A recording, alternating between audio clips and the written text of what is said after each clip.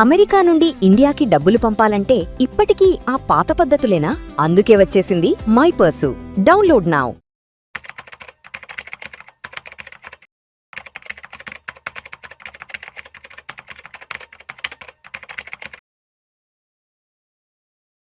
నమస్తే, welcome to Suman TV. నేను విష్ణు. ప్రస్తుతం నాతో పాటు amphi registered mutual fund distributor Madhavi Reddy గారు ఉన్నారు. మేడం గారితో మాట్లాడదాం. నమస్తే మాధవిరెడ్డి గారు. నమస్తే అండి. మాధవిరెడ్డి గారు, welcome to Suman TV and welcome to Vishnu talks and welcome to weekend market outlook analysis. Thank you. ఒక్కసారి ఇవాళ మార్కెట్ క్లోజింగ్ ఎక్కడో చూద్దాం. ఇవాళ 17th July Friday weekend. Sensex విషయానికి వస్తే 964 పాయింట్ల లాభంతో 78,151 వద్ద క్లోజ్ అయింది. నిఫ్టీ విషయానికి వస్తే 261 పాయింట్ల లాభంతో 24,334 వద్ద క్లోజ్ అయింది. బ్యాంక్ నిఫ్టీ విషయానికి వస్తే 939 పాయింట్ల లాభంతో 58,521 వద్ద క్లోజ్ అయింది. సో మొత్తానికి వీకెండ్ లో మార్కెట్లు మాత్రం మంచి పాజిటివ్ ర్యాలీతో క్లోజ్ అయ్యాయి. ఆల్మోస్ట్ ఒక 1000 పాయింట్ల వరకు వాళ్ళ సెన్సెక్స్ టచ్ అవ్వడం జరిగింది. ఎస్ మాధవిరెడ్డి గారు, నేను ఒక 2 days నుంచి ఒక విషయం గురించి భయపడుతున్నాను మార్కెట్లకు సంబంధించి. మళ్ళా కొత్తగా కోవిడ్ కేసులు కూడా స్టార్ట్ అవుతున్నాయంట. మన ఆంధ్రప్రదేశ్లో కూడా కొన్ని కోవిడ్ కేసులు రావడం, కొంతమంది కోవిడ్తో కూడా మరణించారంటూ కూడా ప్రభుత్వం కూడా అఫీషియల్ గానే చెప్పింది. అటు వార్తాపత్రికల్లోనూ అటు న్యూస్ ఛానల్స్ లో కూడా కోవిడ్కి సంబంధించిన వార్తలు గత 2 రోజులు వస్తున్నాయి. అంటే నేనేం భయపడ్డానంటే, ఇప్పటికే మార్కెట్లు అతలాకుతలం అయిపోయాయి గత 2 సంవత్సరాల నుంచి. ఇప్పుడు మళ్ళా నెగిటివ్ న్యూస్లతో ఇప్పుడు మళ్ళా కోవిడ్ వార్తలు అంటున్నారు, కోవిడ్ అంటున్నారు. మళ్ళీ మార్కెట్లు 2020-21 నాటి పరిస్థితులు ఏమన్నా చూస్తాయేమన్న భయం అయితే 2 days నుంచి స్టార్ట్ అయింది. బట్ ఇవాళ వీకెండ్ లో ఎక్కడా కూడా ఈ కోవిడ్ వార్తలు అనేటివి మార్కెట్ ని ఎక్కడా టచ్ చేయలేదు. బట్ అయినా కూడా మార్కెట్లు మంచి ర్యాలీతో రావడం జరిగింది. ఏంటి ఇవాళ మార్కెట్లో ఆల్మోస్ట్ 1000 పాయింట్ల వరకు పాజిటివ్ ర్యాలీ వచ్చింది? కారణాలు ఏమున్నాయి? సో మార్కెట్స్ అయితే ఏవైతే ఇక కోవిడ్ కానీ ఇంకా మిగతా చాలా నెగిటివ్ న్యూస్ అయితే మార్కెట్లో ఇంకా ఎటువంటిది పోలేదండి. అంటే అదే మనకి యుఎస్ ఇరాన్ టెన్షన్స్, అదే మనకి క్రూడ్ ఆయిల్ మళ్ళీ $85 అవ్వడం, సో రూపీ కూడా మళ్ళీ కొంచెం వీకనింగ్ అవడం, కానీ ఎటువంటి నెగిటివ్ న్యూస్ ని కూడా పట్టించుకోలేదు. అసలు అన్ని నెగిటివ్ న్యూస్ ని కూడా పక్కన పెట్టేసి ఓన్లీ రిజల్ట్స్ మీదే, రిజల్ట్స్ నుంచి వచ్చిన ఈ ఎస్టిమేట్స్, వాళ్ళు ఇచ్చిన గైడెన్స్, దాని మీదే బాగా ఫోకస్ చేసేయండి. సో ఈ రోజు స్టెల్లార్ పెర్ఫార్మెన్స్ జియో ఫైనాన్షియల్స్ మీరు తీసుకోండి, లేకపోతే we have results from important companies అయినా HCL టెక్ బాగా మనకి రిజల్ట్స్ వచ్చింది. సో దాని వల్ల కొంచెం ఐటీ సెక్టార్ చాలా వరకు బ్యాంకింగ్ కి మనము ఇంకా ఈ రోజు మనకి ఉందండి. అంటే రేపు మనకి 18th. సో 18th రిజల్ట్స్ రాబోతో అంటే వస్తున్నాయని తెలియడంతో ఈ రోజే కొంచెం భయం, ఎందుకంటే రేపు మార్కెట్స్ ఉండవు. బట్ బ్యాంకింగ్ రిజల్ట్స్ అన్ని అంటే మనం HDFC, ICICI, Axis bank, Kotak Mahindra bank, Punjab national bank, Yes bank, ఈ మొత్తం ఈ లిస్ట్ ఆఫ్ బ్యాంక్స్, ఈ పెద్ద బ్యాంక్స్ అన్ని కూడా రేపు 18th రోజు రిజల్ట్స్ ఇవ్వబోతున్నాయి. సో రేపు మనం మార్కెట్ లో ఉండవు కాబట్టి ఈ రోజే బ్యాంకింగ్ స్టాక్స్ లో కానీ బ్యాంకింగ్ ఇండెక్స్ లో కానీ మంచి ర్యాలీ అనేది కనిపించింది. సో ఒక్కసారిగా ఒక 30% డౌన్ అయిన తర్వాత ఐటీ సెక్టార్ ఈ రోజు కొంచెం ఈ HCL టెక్ గుడ్ రిజల్ట్స్ తోని కొంచెం మనకి మొత్తం ఐటీ సెక్టార్ లోనే కొంచెం మనకి అప్వర్డ్ అనేది మనకి కనిపించింది. అలానే జియో ఫైనాన్షియల్స్ కూడా కొంచెం మంచి రిజల్ట్స్ అనేవి కనిపించింది. సో ఓవరాల్ గా ఈ రోజు మార్కెట్ ర్యాలీకి అయితే ఈ complete credit goes to the corporate results. So but మిగతా ఇంపార్టెంట్ అంటే పాజిటివ్ న్యూస్ గురించే మాట్లాడుకుంటే, డైరెక్ట్ ట్యాక్స్ కలెక్షన్స్ బాగా పెరిగాయండి. అంటే ఇంత మనం ఎటువైపు చూస్తున్నా, ఒకవైపు యుఎస్ ఇరాన్ ఇష్యూస్ జరుగుతూ ఉన్నాయి. 1 year లాస్ట్ 2 years నుంచి కొంచెం మార్కెట్స్ అన్ని ఇలా ఉన్నాయి, బిజినెసెస్ అన్ని ఇలా ఉన్నాయి, డైరెక్ట్ కలెక్షన్స్ ఎలా ఉంటాయో అని భయపడ్డారు. బట్ డైరెక్ట్ కలెక్షన్స్ అయితే 16% రైజ్ అయ్యాయండి లాస్ట్ ఇయర్ కి. అది చాలా గుడ్ న్యూస్ మార్కెట్ కి.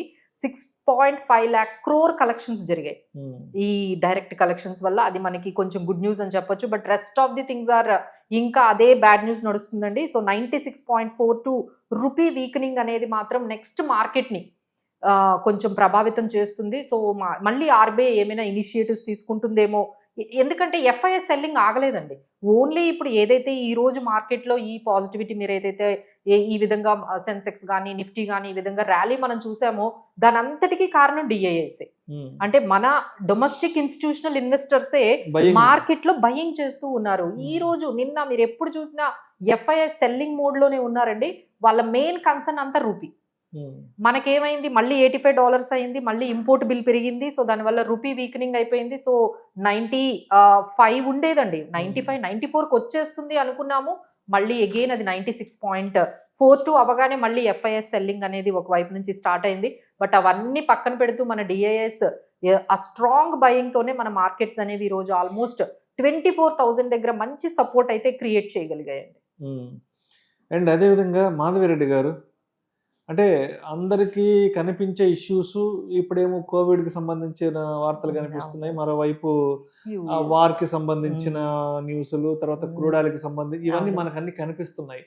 బట్ మార్కెట్ అంటే మనకి కనిపించిన ఇంకొక న్యూస్ ఏంటంటే ఎల్ నినో ప్రభావం. సో అసలు ఎల్ నినో ప్రభావం ఫర్దర్ గా ఎలా ఉండబోతుంది, ఇది మార్కెట్లను ఏ విధంగా ఇంపాక్ట్ చేసే అవకాశం ఉంది, తర్వాత రూరల్ ప్రొడక్టివిటీ మీద ఎటువంటి ఇంపాక్ట్ చూపే అవకాశం ఉందంటారు? ఆల్రెడీ స్టార్ట్ అయిందండి మీకు ఇంపాక్ట్. ఇన్ఫ్లేషన్ మొన్న ఫిగర్ అనేది వచ్చింది మనకి. ఇన్ఫ్లేషన్ అయితే ఫిగర్ అయితే ఆల్మోస్ట్ అంటే గవర్నమెంట్ RBI స్టాండర్డ్ 4% బిలో ఎలా అయినా ఇన్ఫ్లేషన్ ని అంతవరకు ఉంచాలని చూస్తున్నారు కానీ but that was become impossible అయిపోయిందండి. ఇప్పుడు 4.4%. అలానే మనకి హోల్సేల్ ప్రైస్ ఇండెక్స్ అయితే ఆల్మోస్ట్ 9.62% వరకు ఇన్ఫ్లేషన్ అనేది పెరిగింది. సో మీరు ఏదైతే చెప్తున్నారో అంటే ఇంతవరకు మనకి ఈ క్రూడ్ ఆయిల్, ఈ గ్యాస్ సప్లై డిస్ట్రప్షన్స్, ఒక విధంగా మనకి ప్రైస్ పెరగడంతో ఇన్ఫ్లేషన్ అనేది బాగా పెరిగింది. సో దాన్ని మళ్ళీ ఎడిషన్గా ఇప్పుడు మీరు చెప్తున్నట్టుగా ఎల్ నినో ప్రభావం అయితే చాలా ఉందండి. సో ప్రొడక్టివిటీ అనేది తగ్గిపోతుంది. సో మనకి ఆ ఇంపాక్ట్ అనేది అంటే ఎప్పుడైతే మనకి సప్లై అనేది తగ్గిపోతూ ఉంటుందో రూరల్ నుంచి మనకి ఏదైతే మనకు రావాల్సిన ఏవైతే ప్రొడక్షన్ తగ్గిపోతుందో, సో డెఫినెట్లీ మళ్ళీ మన ప్రైజెస్ అన్ని మళ్ళీ పెరిగిపోతాయి. సో ఇన్ఫ్లేషన్ పెరిగింది అంటే ఇప్పటి వరకు RBI ఏం చేసింది అంటే ఈ రేట్స్ని అంటే మన రెపో రేట్స్ని కానీ ఇంట్రెస్ట్ రేట్స్ని స్టడీగా ఉంచింది. ఎందుకు ఇప్పటికే చాలా భారంగా ఉంది, ఇప్పటికీ మళ్ళీ మనం ఇంట్రెస్ట్ పెంచాము అంటే ఇంకా ఇబ్బంది అయిపోతుంది అని. But maybe it may not stay at that point అండి. మేబీ ఫ్యూచర్లో ఈ విధంగా ఎల్ నినో వల్ల మళ్ళీ కానీ ఇన్ఫ్లేషన్ పెరిగినట్లయితే మేబీ ఇంట్రెస్ట్ రేట్స్ కూడా పెరిగే అవకాశాలు ఉన్నాయి. So that is a very big concern for the market next. అంటే ఇప్పుడు కార్పొరేట్ రిజల్ట్స్ అనేవి మనకి నెక్స్ట్ ఒక 1 మంత్ ఈ విధంగా ఈ మంత్ అంతా కూడా మనకి కార్పొరేట్ రిజల్ట్స్ తోని మార్కెట్స్ అన్ని కొంచెం పాజిటివ్ గా వెళ్తాయి. బట్ ఆఫ్టర్ దట్ ఏంటంటే మళ్ళీ ఈ పర్టికులర్ ఇన్ఫ్లేషన్ ఈ డిస్టర్బెన్స్ తో ఉంటాయి. సో ఇంకొక బ్యాడ్ న్యూస్ ఏంటి మనకి వస్తోంది అంటే మళ్ళీ టారిఫ్స్ అనేది మళ్ళీ ఆయన స్టార్ట్ చేశారు. సో మీరు ఎక్కువగా క్రూడ్ ఆయిల్ అనేది రష్యా నుంచి కొనుక్కుంటున్నారు, సో మీకు 100% టారిఫ్స్ వేయాలి అని చెప్పి మొత్తం US సెనెట్ అంతా కూర్చొని వాళ్ళందరూ కూడా యుఎస్ ఏం చేశారంటే మన ఇండియా ఎలాంటి కంట్రీస్ అయితే రష్యా నుంచి ఎక్కువగా క్రూడ్ ఆయిల్ ఇంపోర్ట్ చేసుకుంటున్నాయో అలాంటి కంట్రీస్ మీద అంతా కూడా 100% వేయాలని వాళ్ళందరూ డెసిషన్ తీసుకున్నారట. సో ఇదేదైనా న్యూస్ కానీ బయటకు వచ్చిందంటే మళ్ళీ కొంచెం మార్కెట్స్ కి అది కొంచెం నెగిటివ్ గా మనకి కనిపించబోతుందండి. రైట్. సో ఇప్పుడు మాధవిరెడ్డి గారు, ఇప్పుడు మనకి జూలై మాసం అంటే మామూలుగా పీక్ అంటే మాన్సూన్ బాగా పీక్ లెవెల్లో ఉంటుంది. దేశమంతా విస్తారంగా వర్షాలు కురుస్తుంటాయి. దేశమంతా ఫుల్ ఫ్లెడ్జ్డ్ గా అందరూ కూడా రైతులందరూ కూడా వ్యవసాయ కార్యకలాపాల నిమగ్నం అయిపోయి ఉంటారు. బట్ ఈ సంవత్సరం మొత్తం రివర్స్ లో ఉంది. వర్షాలు కేవలం ఉత్తరాది రాష్ట్రాలు అక్కడక్కడ మినహా, బట్ దక్షిణాది రాష్ట్రాల్లో చెప్పాలంటే ఇప్పటికీ పీక్ సమ్మర్ నడుస్తుంది. సో ఇప్పుడు ఇంత సమ్మర్ నడుస్తుంది కాబట్టి అంటే మామూలుగా ఈ టైంకి ఏంటంటే మనం ఈ ఫర్టిలైజర్స్ సంబంధించిన stocks, FMCG segment related, agriculture related stocks గురించి ఎక్కువగా మాట్లాడుకుంటాం. వాటికి సంబంధించిన హైప్ కూడా ఎక్కువ ఉంటుంది కదా. బట్ ఏంటి ఈ సంవత్సరం ఎల్ నినో ప్రభావం కారణంగా ఈ ఫర్టిలైజర్ కి సంబంధించి అగ్రికల్చర్ రిలేటెడ్ స్టాక్స్ పరిస్థితి ఎలా ఉంది అసలు? సో ఫెర్టిలైజర్స్ ఎప్పుడు కూడా ఈ టైంలో గవర్నమెంట్ ఏంటంటే సబ్సిడీ ఇస్తుంది. సో దాని మీద బయింగ్ కూడా అంటే మీరు అన్నట్టుగా వీటిని సీజనల్ స్టాక్స్ అంటారు. సీజన్ బట్టి ఎప్పుడు కూడా ఈ సీజన్ రాగానే ఈ సీజన్ లో కొంచెం అది మొమెంటం వస్తుంది. బట్ ఈసారి అయితే అది నిజంగానే కనిపించట్లేదండి. ఏదైతే అగ్రికల్చర్ బేస్డ్ సెక్టార్ స్టాక్స్ ఉంటాయో అవి అస్సలు ఎటువంటి మనకి కనిపించలేదు. ఎస్పెషల్లీ మీరు అన్నట్టుగా మన తెలుగు రాష్ట్రాల్లో మాత్రం మరీ దారుణంగా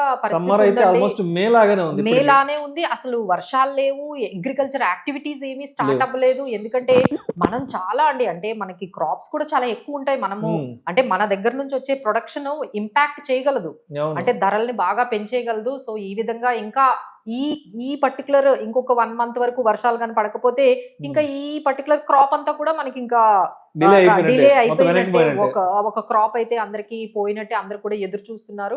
సో ఎల్నినో ఇంపాక్ట్ అయితే మనకి చాలా ఎక్కువగా కనిపిస్తుంది. సో ఆ ఇంపాక్ట్ మనకి ఇన్ఫ్లేషన్ రూపంలో, ధరల పెరుగుదల రూపంలో, ఆ విధంగా మళ్ళీ ఎకానమీ మీద కూడా ఇంపాక్ట్ అయితే కనిపిస్తుందండి. ఆ సెక్టార్ లో అయితే ఈసారి ఎటువంటి మొమెంటం అయితే ఖచ్చితంగా మనకి కనిపించట్లేదు.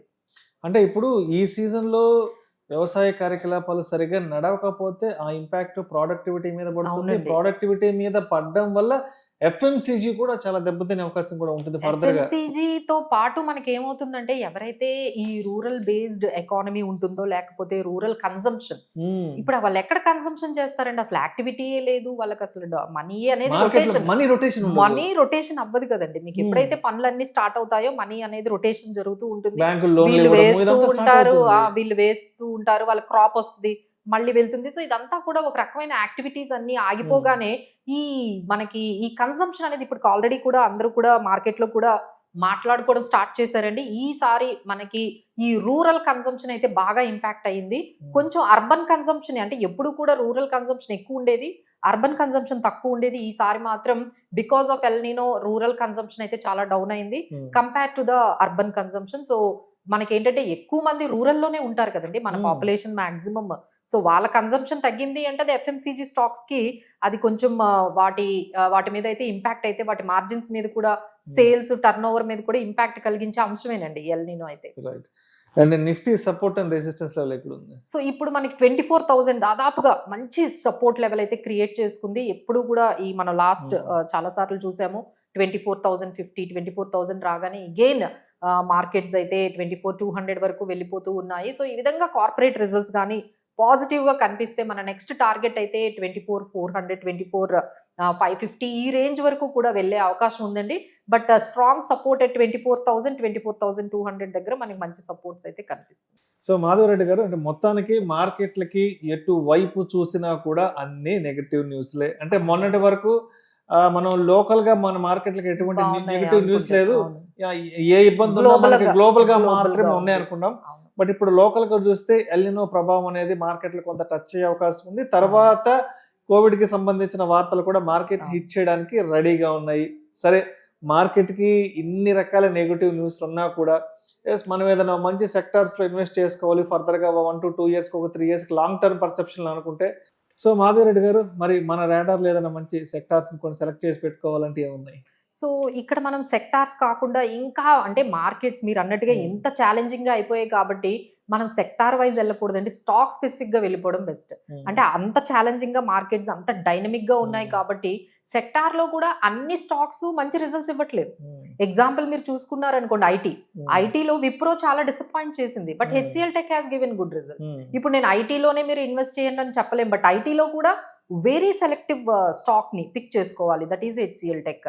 అలానే మనకి ఇప్పుడు ఇంకొంచెం ఈ బిహెచ్ఈఎల్ చాలా పాజిటివ్ గా, ఎందుకంటే బిహెచ్ఈఎల్ కి గవర్నమెంట్ ఏం చేసిందంటే ఏవైతే ఈ బ్యాటరీస్ ఉన్నాయో, ఈ బ్యాటరీస్ రీఛార్జ్ థింగ్స్, అంటే ట్రక్స్ కానీ బస్సుకి కానీ అది మంచి ఆర్డర్ వచ్చిందండి. So BHEL is going to be very positive. So ఈ విధంగా మనం ఏం చేయాలంటే ఏదైనా పాజిటివ్ న్యూస్ ఉన్న స్టాక్స్ కానీ, మంచి corporate results, let's A example మనకి వేదాంత అండ్ ఆయిల్ అండ్ గ్యాస్, వీటికి ఏంటంటే క్రిసిల్ ఏంటంటే అప్గ్రేడ్ ఇచ్చింది. సో ఇలా మనకి మంచి న్యూస్ అనేది మనకి కనిపిస్తుంది. అలానే మనకి టైర్ స్టాక్స్ కూడా మనకి, అంటే ఇప్పుడు కొన్ని మనం స్ట్రాంగ్ చెప్పుకోవాలంటే టెక్ మహీంద్రా, జియో ఫైనాన్షియల్స్ కూడా ఈ రోజు మంచి రిజల్ట్స్ ఇచ్చింది. సో పరిమల్ ఫైనాన్స్ కూడా మంచి రిజల్ట్స్ ఇచ్చింది. అంటే కొంచెం ఫైనాన్షియల్ సర్వీసెస్ మీరు ఓవరాల్ గా చూసుకుంటే బెటర్ గానే పెర్ఫార్మెన్స్ అయితే మనకు కనిపించిందండి. So financial services will be in the focus. అంటే ఈ రోజు కానీ మళ్ళీ రేపు రిజల్ట్స్ తో మండే కూడా మీకు బ్యాంకింగ్ అండ్ ఫైనాన్షియలే మొత్తం ఫోకస్ ఉంటుందండి. సో ఎవరైనా ఏదైనా బై చేసుకోవాలి అనుకుంటే, ఏదైనా ఆపర్చునిటీ కొంచెం మొమెంటంలో ఏదైనా తీసుకోవాలి మంచి సెక్టార్ అనుకుంటే, banking and financial are going to rule for today and tomorrow also అని, అంటే మండే రోజు కూడా అదే ఫోకస్ మనకి కనిపించవచ్చు.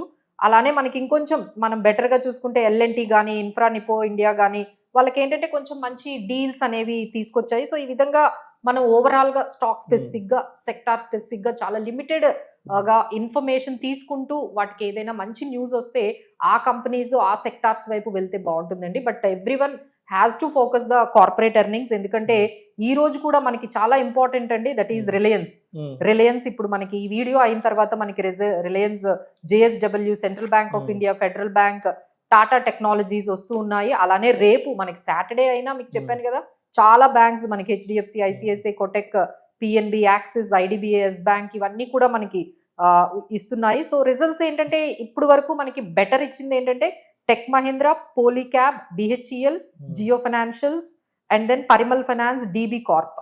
ఇలా ఏంటంటే చాలా సెలెక్టివ్ గా ఒక్కొక్క సెక్టార్ మనం చూసుకుంటే రెన్యూబుల్ ఎనర్జీలో కొన్ని, అలానే ఫైనాన్షియల్స్ లో కొన్ని, ఇలా కొన్ని సెక్టార్స్ లో మంచి రిజల్ట్స్ వచ్చిన కంపెనీస్ ఉన్నాయండి. సో వాటిని అయితే మీరు ఇంకొంచెం యాడ్ చేసుకోవచ్చు. మీకు ఆల్రెడీ ఉంటే ఆ స్టాక్స్ ని ఇంకొన్ని యాడ్ చేసుకునే అవకాశం. So please do concentrate on the results. Corporate results అయితే ఖచ్చితంగా ఫాలో అయితే అవే మనకి కొంచెం మంచి రిజల్ట్స్ గానీ ఇచ్చినట్లయితే ఇమీడియట్ గా 5-10% పెరిగే అవకాశాలు అయితే ఖచ్చితంగా కనిపిస్తాయి. Right, thank you so much Madhavi Reddy గారు.